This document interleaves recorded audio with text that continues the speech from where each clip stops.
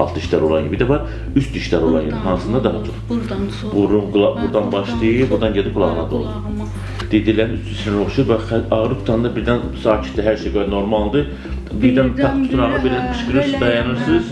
Bir dəqiqədən sonra buraxır. 2 dəqiqədən sonra buraxır. Olan işimi görürəm, yenə tutdu, bəli, tutdu, belə elə ki, inansın da ölürəm. Bu üçlü sinir ağrısıdır, biləsiniz. Üçlü sinirin qıcıqlanmasıdır.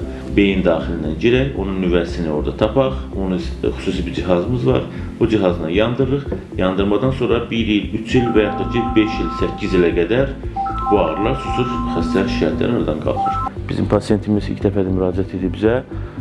Sol tərəfdən üzündə şimşək çaxma, tok vurma şikayətləri var.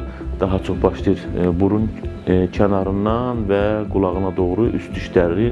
Üçlüsünün ağrısıdırmı, deyilmi? Bir onun testini bu gün icra elədik. V3 deyil, V2 şaxəsinin periferi blokadası testini elədik və doğru üzün dərman müalicəsini başlayacaq.